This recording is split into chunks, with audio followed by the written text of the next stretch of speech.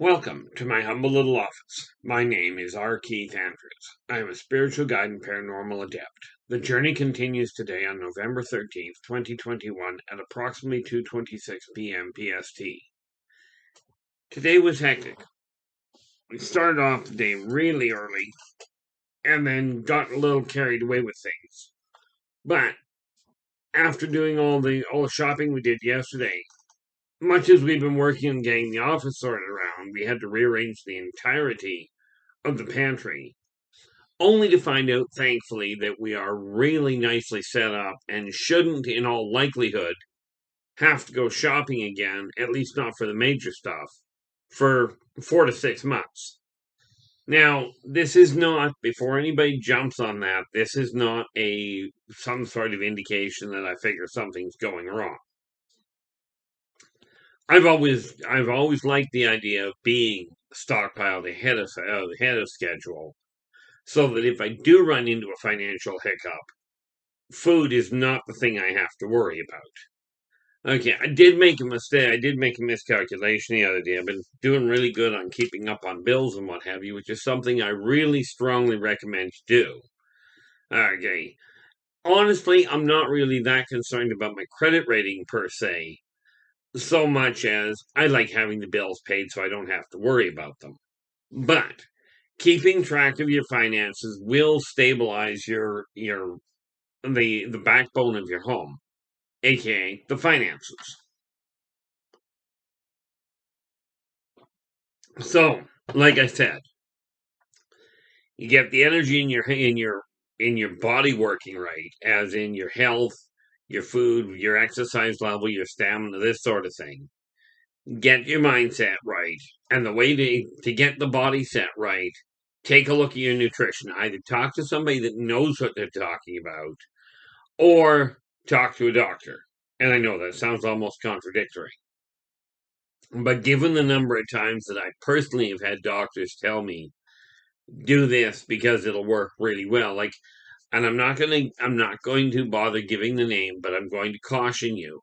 Be very careful. I tried out a medication concoction that was offered online. It sounded like the research was really good. And it probably was, but for me personally, I got the medication, the concoction in. I gave it a shot, and within a week, I had another heart attack. Now, this is a few months back, so don't jump on that one. But that was when I looked at it and went, okay, you listen to these ads about all these new concoctions people are coming up because they don't like doctors and what have you. I'll tell you this, in deference to the doctors, you may not like them. Okay, you may not even trust them. But for me personally, trying the medications from online is not necessarily a good idea. Okay, I will listen to the ads, but I know at the back end of them, they'll say, oh, I'll give you this information at the end. Most of these things, what they do is they turn around and go at the end of it, if you buy this product, this is what will happen. I'm not into that sort of thing. So when I tell you I'm going to give you a tool at the end of it, in all fairness, I'm likely to give you the tool right then. But it won't cost you any more than a little bit of time listening to my going around in circles, which can be annoying to say the least. But you get your health sorted around. Your mind getting it sorted around is the easy part, because it's real simple for most people to identify what they're not content with in their own life, whether it's in their business, in their relationship, in just the state of their home. Real easy to figure it out. If you look at something you're not content with it, that's the thing to start changing. Because once you've changed the things that you're not happy with, all you're functionally left with is the things you are content with. Net result, your stress level collapses, you've got more energy, and you're more capable of dealing with the outside world. Okay.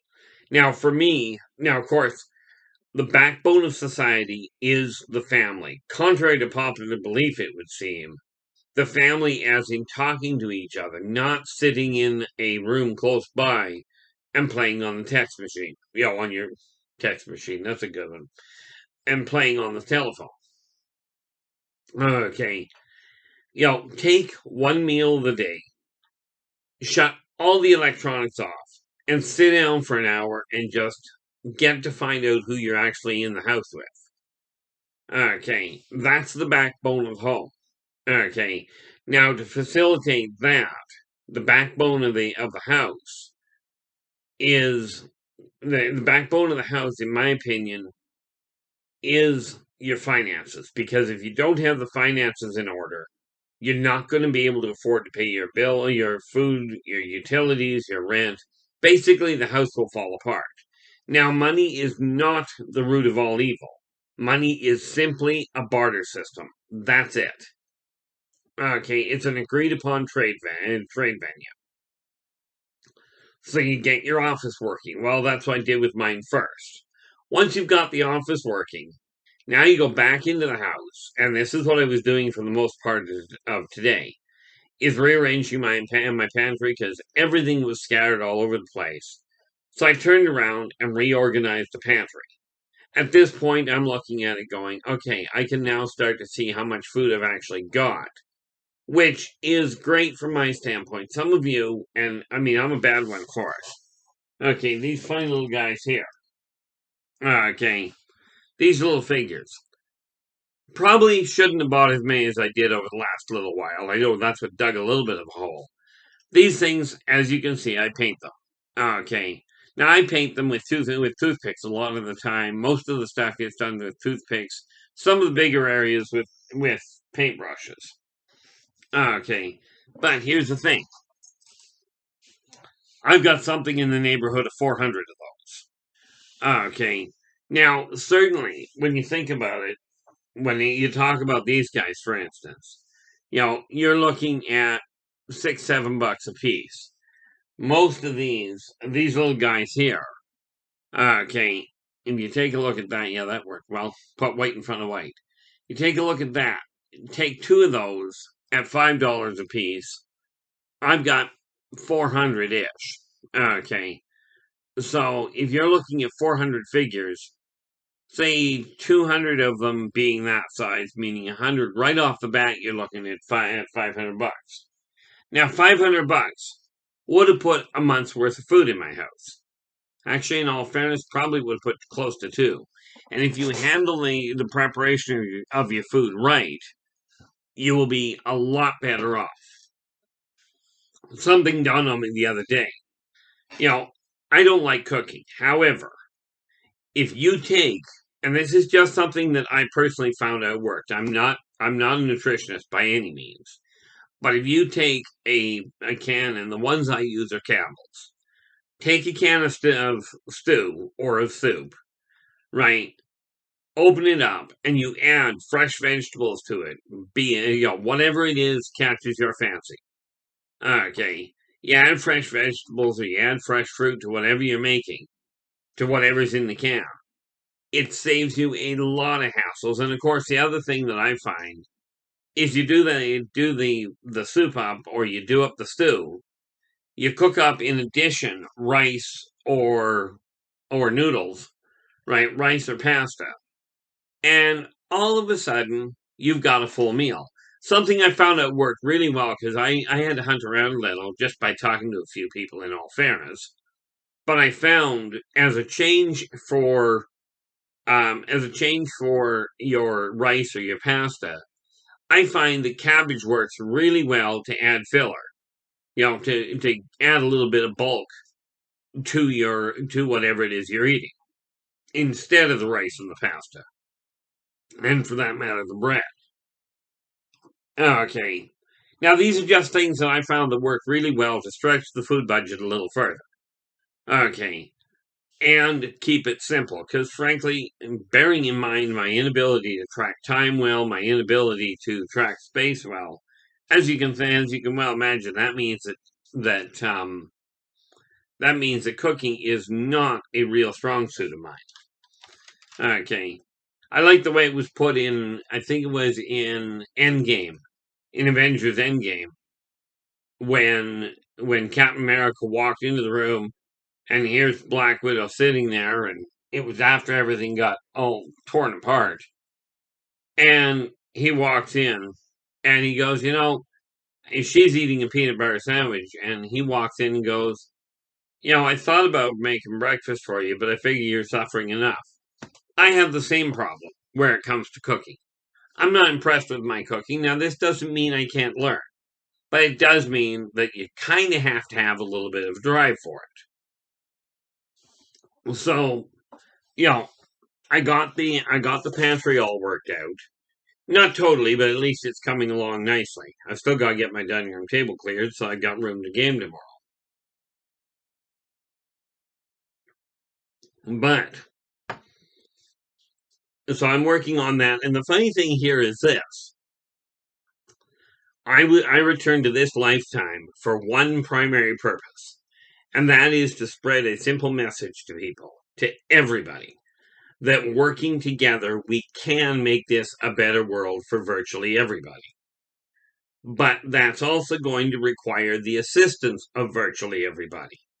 And by taking care of the energy in your body, in your personal home, we can have all kinds of little pockets of people that are actually starting to work. And I have noticed something very nice.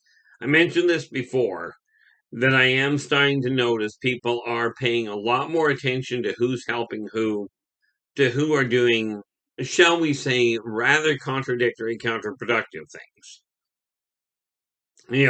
I caught wind of a protest in front of a hospital against the whole way the medical system was working. And it's not that I agree with everything that's being done, but if you're going to protest, it does not make sense to protest against the people that are not actually causing the problem, or that are caught right smack in the middle of it. Okay, and making them feel worthless. Now, I mean, for me, as I'm sure you figured out by November 11th, by when I did that very short post. Okay, I'm a firm supporter of veterans and what they've gone through. Okay, the few veterans I personally know, I sent a direct link to those people to that video because of one little detail. To me, it was simply my way of saying thank you to the ones I knew directly. But it requires everybody's assistance, like everybody working together. There's no doubt in my heart, I feel I can write. Maybe you don't agree with me, that's okay. Okay, I take a look at some of the modern art that's out there. And I swear, it looks like somebody was carrying a bucket of paint and tripped and threw the paint against the wall, put a frame over it, and sold it. I think the most appalling one, at least in my eyes, it was just a bizarre way of looking at it. But somebody took a white canvas, painted it white, put a frame around it, called it whiteout, and sold it for I think they sold it for several $1,000s. Now, I don't mind the person. I figure the person that did it did a wonderful job. They took something that took very little effort, very little ingenuity. They put a frame around it, and they went, I'm going to call it whiteout, and we'll call that a painting. Now, that's great. I do not understand the purpose in buying it, but hey, to each their own.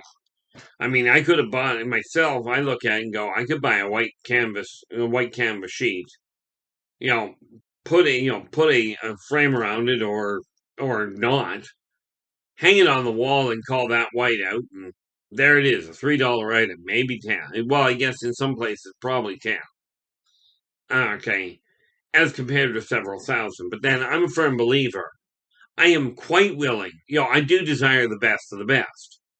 The reality is, I don't desire to pay top dollar for it. Call that cheap, I call it wise.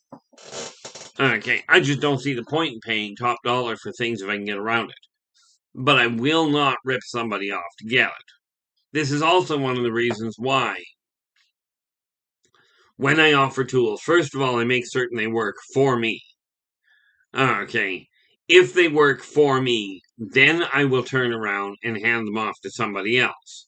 But then I can sit there and say, look, I tried it, it worked for me. Not guaranteeing it'll work for you, but at least I know that it worked from my perspective.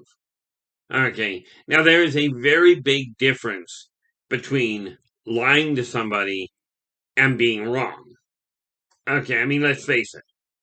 If you're lying to somebody, you know you're wrong, and you're telling them anyway, also known as conning them.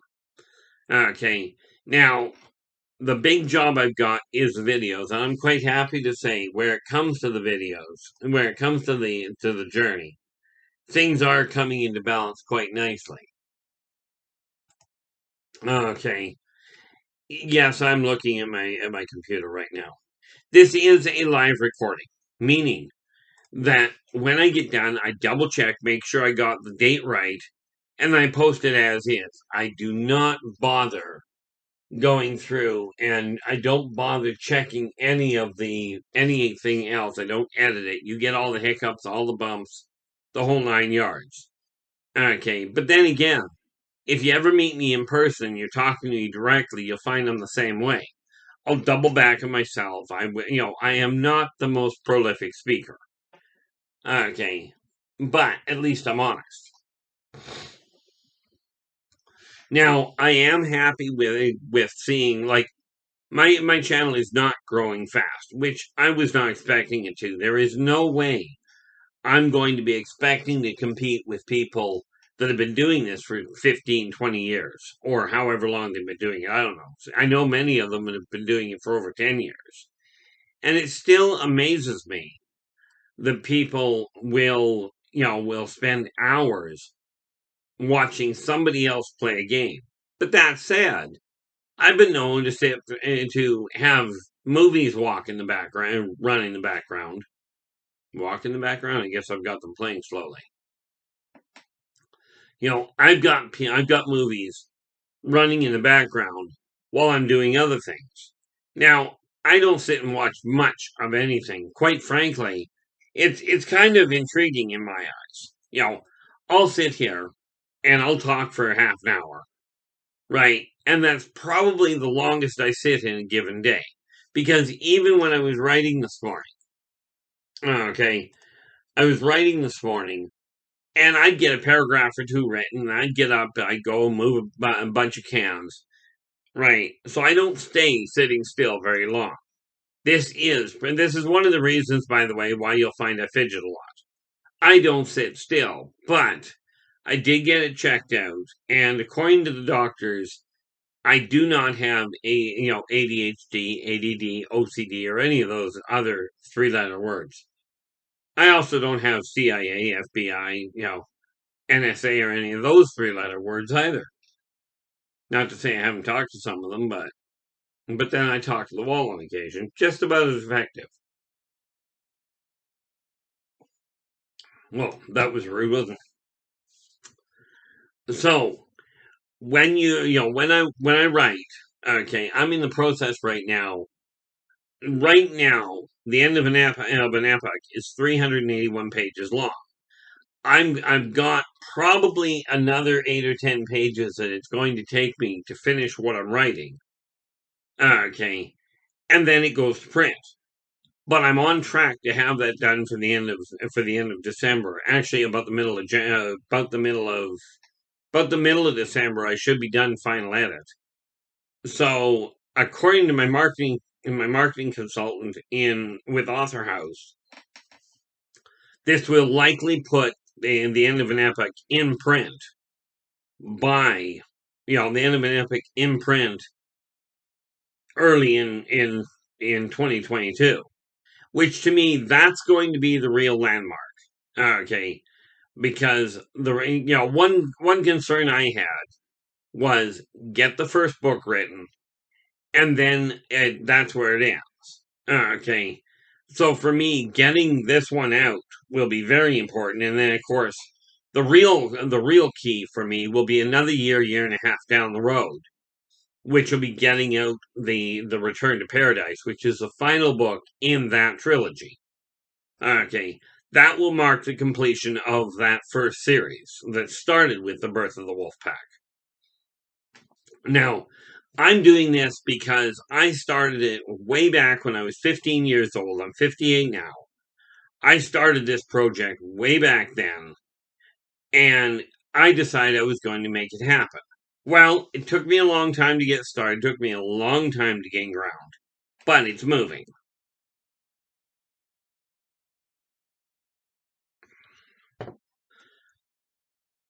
So, if you've got a project that you've been holding off on for whatever reason, maybe somebody told you you weren't good enough, the project was too long or it wasn't long enough, they may be right. But, that's one person, albeit educated in today's society, one person's opinion. Okay. And, if you desire to get it done, especially where it comes to writing, where it comes to artwork, the creative side of things, if you desire to get it done and you're content with it, put it out there. Okay. Challenge yourself to get it produced. It's not an easy road. They call it a starving artist for a reason. Okay. Lord knows if I was relying on my writing to make money, or for that matter, if I was relying on my videos to make money, I would starve to death. Although it wouldn't really hurt to drop a little bit of weight. I'm still fluctuating on that, but it is coming. Now, the neat part about it, from my standpoint, is I used to put everything off. Now, I've got a slightly different problem, and I'm trying to get everything done at the same time. And I am making headway. But like the one psychiatrist I talked to put it, he says, you don't have a problem with ADHD or anything. You're getting things done. He goes, granted, you'd get things done faster if you'd quit doing 15 at the same time. But, I am my own person. I do things my own way, and seldom do they work out. Seldom do they get done in the way that other people figure they should. I have no idea what I'm looking for. Just something was bugging me over here. What the heck is this? Oh. Found my missing business cards. Didn't know where they disappeared to. Now I do. What had happened is I put them on the shelf and then ended up shoving them behind my monitor. Okay. Welcome to my life. A little screwy on occasion, but hey, it works. Totally dropped that thought line. Anyway, when I'm working on a project, okay, I'm trying to get way too many things done at the same time, more often than not. But they are getting completed, which is why I'm quite happy. And as soon as I'm done this one, I'll do a couple other things. I gotta get another video done other than just this particular setup. Okay. Because I've got other, like, on top of the Yldrbac Chronicles, this is a major project of mine, getting the artwork done for this. So that's what I gotta do. As soon as I get done this video, I've picked out 3 out of the 5 next. Now I'm almost halfway through, I think. Almost halfway through getting the pictures done for Races of the Worlds. And here's the neat part. For those of you that are actually following the Yldrbac Chronicles, the Races of the Worlds reference manual, which handles 59 different races I've personally dealt with.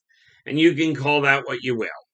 Okay, many people look at the information I've got as, many people look at it as being accurate. Many people look at it as being a fabric, a figment of my imagination.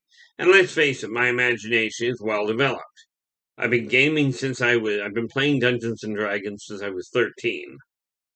Okay. I've been writing since I was 15. I've been dealing with alien races and alien technologies since birth. We can safely say, and of course we add to that the fact that I'm rather reclusive. So we can safely say my imagination has gotten a little bit carried away. Okay. But the question becomes the chicken or the egg. Did the imagination create the books, or did the books create the imagination? Okay, because understand, I'm writing in 5 different genres. I write in science fiction, science fantasy, children's books, reference manuals, self-help books, and poetry. Okay, so the 3 areas, I think there's 3. I do not deal in technical manuals. I do not deal in fiction. And I do, well, some people might argue that point. I don't deal in adult. Okay. And I don't deal in horror. Although, in all fairness, if horror for you is graphic scenes of combat and violence, then that part of horror I do. Okay, because in the Yldrbac Chronicles, the graphic descriptions can be. I remember reading. I remember I got one person to read the Birth of the Wolf Pack as I was developing it, and I had a specific chapter in it. Okay, I forget what chapter number it was, but the title of the chapter was "Dinner is Served." Now, basically, it boils down to a bunch of the characters trapped in a room, and they had a war dog turned loose on them. Okay, now I'm not going to tell you whether they lived, whether they died, what happened there. I will tell you this: when the individual read that chapter, they come out of their reading. They walked over to me. They were a little pale faced. And they looked at me and went, "Thanks. Now I've got an upset stomach." Now, to my way of thinking, this meant that I wrote the chapter properly. The idea for me when I'm writing is to put you in the event, put you right there. Now, that can be a little bumpy. On the other hand, we were trying to do some editing, and because of the way that the book came out, and because of the way the writing came out, it was really hard for the person reading it to stop from laughing in this one section, just because of the way the characters developed. Okay. I remember when I had the Birth of the Wolf Pack first written, like when I first turned the manuscript over to somebody, it was only half the size that the book ended up being. But the person, what they had done was they said, "I'm going to read a couple of chapters and get on with my day." So they took the manuscript home and they read it. Well, apparently they got up in the morning and they finished reading the book at noon. Okay. And the individual called me up and he goes, I finished the book, but I don't think he gave me the whole thing. And I'm not going to tell you what the punchline is, what the end of it was, but I looked at him and I asked him a couple of questions. I said, "Is the book 200? Was the manuscript 250 pages long?" He goes, "Yeah." I said, "Great. So was the last word on the last page this?" He goes, "Yeah." I said, "You got the whole book." He says, "But what happened?" I said, "That's what the sequel's for. Right? That's what the follow-up is for. Right?" And, so, I mean, and this is just the way I write, where I can when the way I do my best to write is because I'm writing a multi-series of books, I desire each book, number one, to stand on its own. Okay. To have a definitive beginning, middle, and end. I also desire it to be linked together. Okay, so they all pull together. And I will get back into that later. Right now, because we're at the half-hour mark, I'm going to cut this short, and I will get back to you and pick up that little thought line tomorrow when I get back. Until then, take care of yourselves and each other, and for pity's sakes, stay positive.